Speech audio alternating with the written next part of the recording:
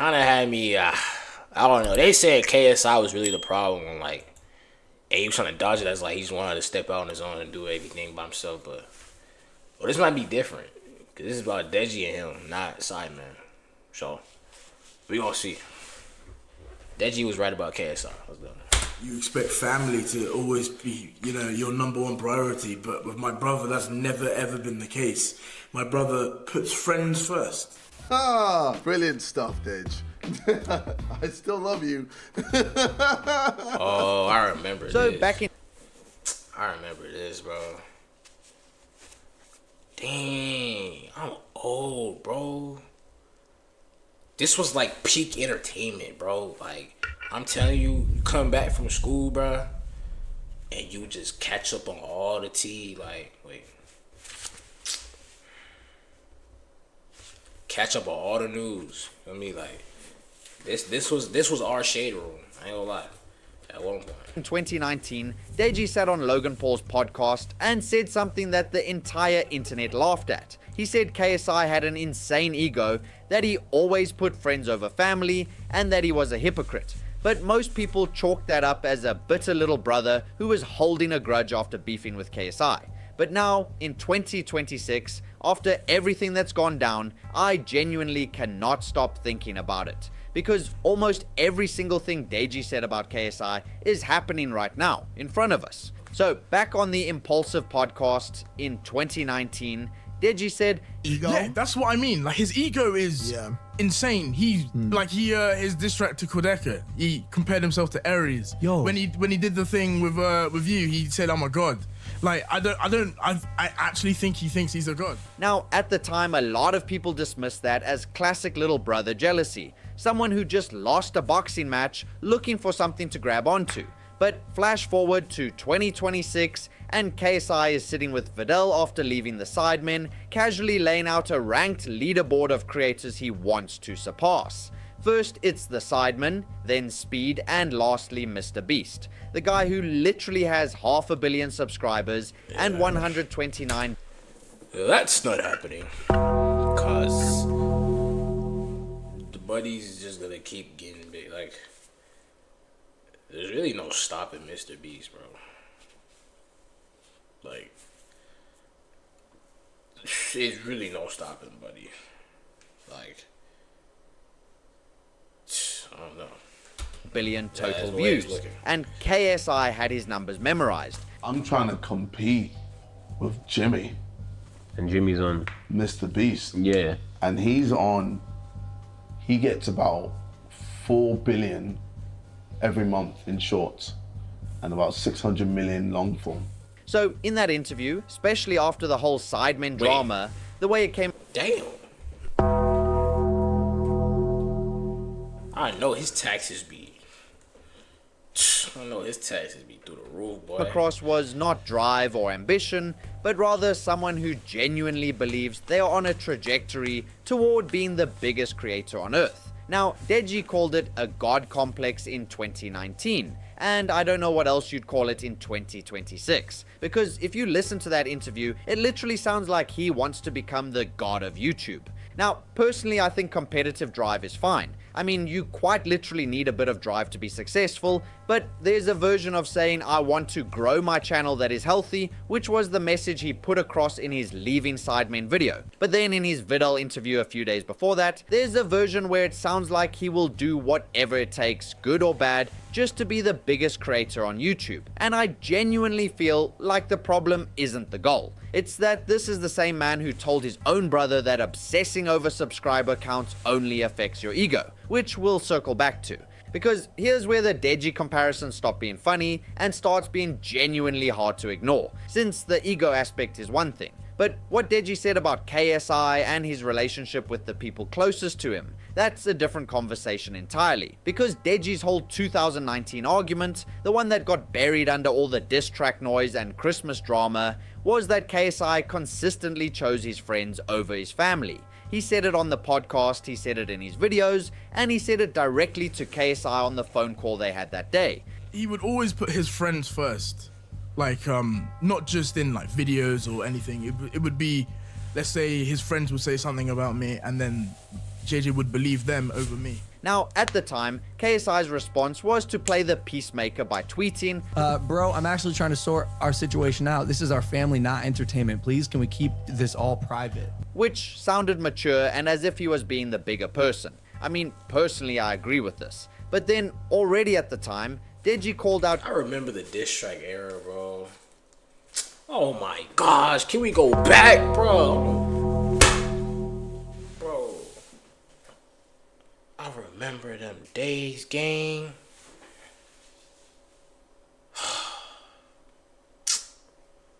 Best times of my life, bro.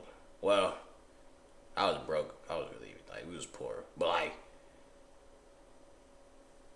entertainment wise, bro, life was, or I didn't even know, like, life wasn't as serious. Like,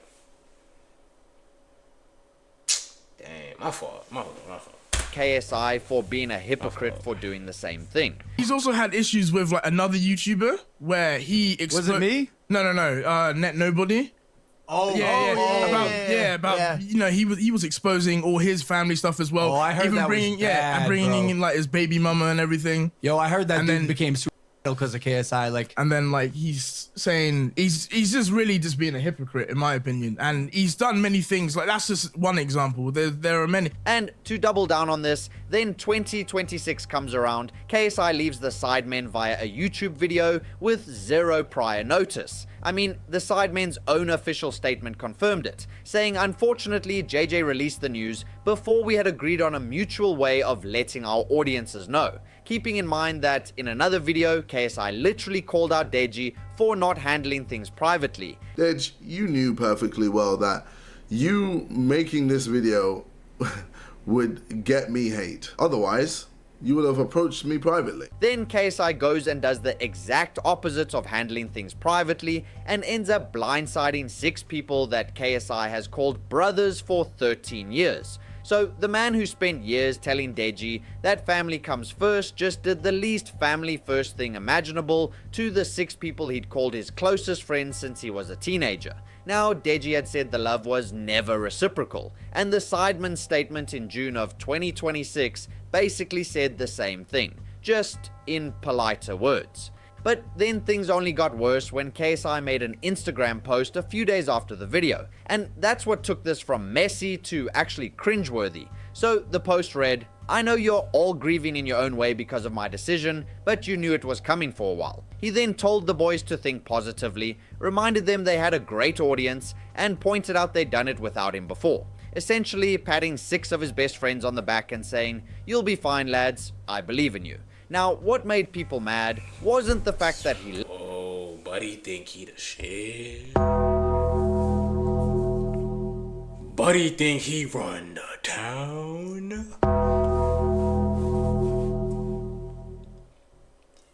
Now, we gotta give credit where credit's due. Is he the biggest member? Notably, no. You know who is? It's Harry. Harry was, hey, I watch Harry more than I watch KSI, bro. I promise you. The foot drafts, the soccer challenges, bro. I was even watching, what is on them boys? The F2 freestylers. If you know ball, you know ball, bro. Like, gang. I'm gonna go back. left, but rather the selfish way he went about it. And mind you, Deji made this exact same distinction in 2019. He said the relationship was one-sided, that the support was performative, and KSI would always find a way to position himself as the thoughtful one while making everyone around him feel like an afterthought. Now, again, at the time, people thought Deji was being dramatic, but now KSI's actions have aged Deji's argument very well. Speaking of which, remember the whole obsessing over subscribers thing I said we would circle back to? Well, in that same video from earlier, KSI essentially told Deji that obsessing over numbers is shallow, embarrassing, and that Subscribers don't affect your livelihood, Dej. It affects your ego, and that's just it. Now, I need you to remember that for the next 60 seconds, because KSI also said that he used to be obsessed with subscribers and followers to the point where he was doing videos that he wasn't passionate about. So, for this reason, he also said that he would never focus on numbers ever again,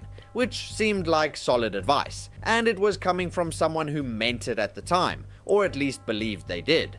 But then again, in the Vidal interview recently, KSI runs through a subscriber bracket like he's explaining a tournament format. Sidemen first, then Speed, then Mr. Beast. He even had Jimmy's monthly view counts ready off the top of his head. So that's a full 360 right there. And then on top of that, Deji said in 2019 that KSI always saw everything as a competition, even within the family. Like, he sees everything as a competition between us, whereas I don't.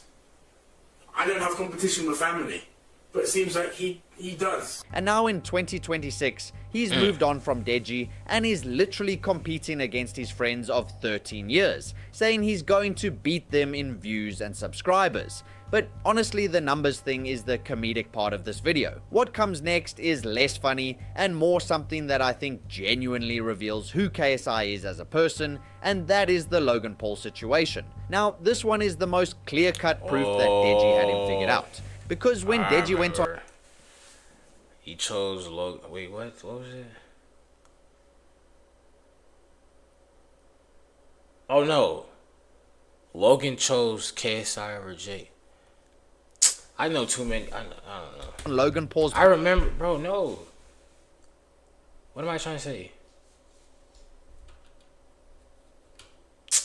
Dang, I looked podcast down, bro. in 2019, KSI was furious. Family always has your back. Oh, Unless you're yes. dead. KSI and Logan were for the box. Yes. Okay. I was thinking of Prime. Logan and Jake also had a problem because he felt he chose like KSI more than his own brother. So I was comparing them two stories. My fault. So it's clear KSI was upset that his brother talked about their issues with the one person he supposedly hated. My mortal enemy, Logan Paul. And KSI apparently hated Logan Paul so much that by 2022, they co-founded Prime Hydration together, and by 2024, they launched Lunchly with Mr. Beast. Then on top of that, KSI went on Impulsive as well. And look, I'm not saying you have to hate someone forever. People change, beefs resolve, business is business. But you cannot send your brother a text telling him never to set foot on Logan Paul's podcast because Logan is the enemy, and then build a drinks company, a kids meal brand, and sit on the podcast yourself. That's not growth. That's just rewriting the rulebook when the deal is good enough, which is exactly what Deji accused him of doing 7 years ago. But the one thing Deji said that nobody gave him credit for was that KSI would never truly change because he didn't actually believe anything he was doing was wrong. He was convinced of his own narrative in every situation. And Deji said that in 2019. Now, since then, KSI and Deji have made up, they've made videos together, the relationship appeared to heal, and just when everything seems fine on that front, KSI then goes and does the same thing to 6 of his closest mates. He didn't communicate first, he dropped a video instead of having a conversation, put out a statement that reads like a manager letting staff go, and then positioned himself as the thoughtful one who made the hardest decision for the right reasons. The Simon deserves someone who can give 100%. Yeah, cause this. And right now, This right here was out of nowhere. Like this. Bro, I opened YouTube and this was my the first video. I'm like, I thought it was clickbait because he's done this before, right? I don't know if y'all remember. He went to go live with, I think, in LA with Rice Gum or whoever, FaZe Banks, something like that, and he came back like 2 months later. So I thought it was a troll again to probably like promote some music or something, but this time he dead ass. no, I can't do that. It just wouldn't be fair on the boys. So this is pretty much just the same sequence with a different cast. Deji described this behavior in detail 7 years ago and was told he was the problem. But when the same person repeats the same pattern with completely different people across completely different situations, at some point you stop looking at the other variables and start looking at the one that stays constant. And this is where I think the conversation becomes worth having beyond the drama itself, because there's something bigger underneath all of this. The Sidemen gave KSI something that no solo content strategy can recreate. genuine chemistry built over 13 years, with people who knew him before the fame, the boxing, the business deals, and the leaderboard ambitions. That's not a thing you can hire. Yet KSI left to make algorithm-optimized challenge videos and samurai sword shorts. So this dude really traded the most authentic group on YouTube to make budget Mr. Beast videos. Yeah, it's like he forcing the game, like he's forcing it, bro. That's not you. Cause people be having a good thing going, then they ruin it because they think the grass is greener on the other side, bro. The grass ain't always greener on the other side, bro. It's not. It's not. And in doing so, he proved the last thing Deji really said about him in that era, that KSI would always choose what he thought would make him bigger over what actually mattered. Now, in 2019, that was numbers over family, but in 2026, it's algorithm over authenticity. So the instinct is the same, it's only the context that changed. So I think it's important to note that nobody gave Deji credit in 2019. He was just the bitter little brother who couldn't crack 10 million subscribers, and according to KSI, was using drama as a shortcut to get there. Now, some of that was true. I'm not going to pretend his motives were completely clean, but the fact that he said KSI's ego would keep growing, that the pattern of prioritizing the wrong things would repeat, that KSI would one day become the exact person he spent years telling others not to be. That was all correct, and sometimes the person closest to someone sees them clearest, even when they're also being the loudest and the messiest about it. Because what he said in 2019 wasn't just a rant from a bitter sibling, it was a pretty accurate character assessment delivered by someone who probably knows KSI the best out of anyone. But let me know your thoughts on the whole KSI situation down in the comments. I'm my brother's keeper. Never gonna let him down.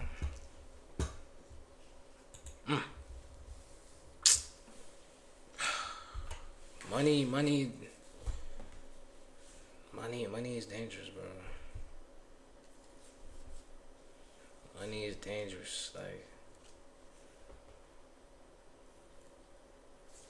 guess I know, bro. Stop. Oh, shit. Oh, goddamn.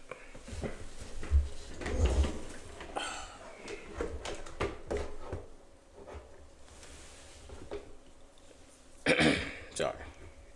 But, come on, KSI. We believed in you, bro. And this is how you repay us, buddy? Huh? Dang.